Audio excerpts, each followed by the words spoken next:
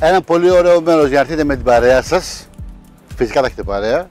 Ένα πολύ ωραίο μέρος για να απολαύσετε ένα υπέροχο ψαράκι. Ένα πολύ ωραίο μέρος, ακόμα και για κρέας, αν θέλετε να φάτε, γιατί έχουμε διάφορες προτιμήσεις στο φαγητό. Σε ένα από τα πιο ωραία σημεία, θα έλεγα εγώ, στη Νέα Πέραμο.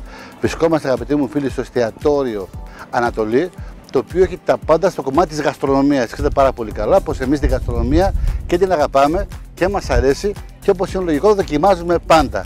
Ελάτε λοιπόν στην Νέα Πέραμο, στην Ανατολή, γιατί σίγουρα θα δοκιμάσετε υπέροχα πιάτα.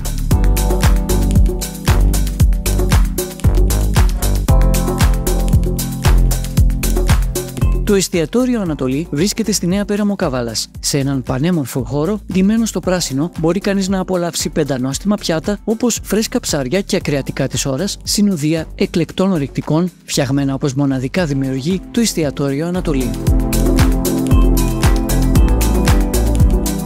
Οι χώροι του προσφέρουν την ιδανική χαλάρωση για το γεύμα σας, ενώ και τα παιδιά μπορούν να παίξουν με την ησυχία τους στην παιδική χαρά του Ανατολή. Η δική μας πρόταση είναι να το επισκεφτείτε και να διαπιστώσετε μόνοι σας ότι το εστιατόριο Ανατολή αξίζει να μπει στα αγαπημένα σας.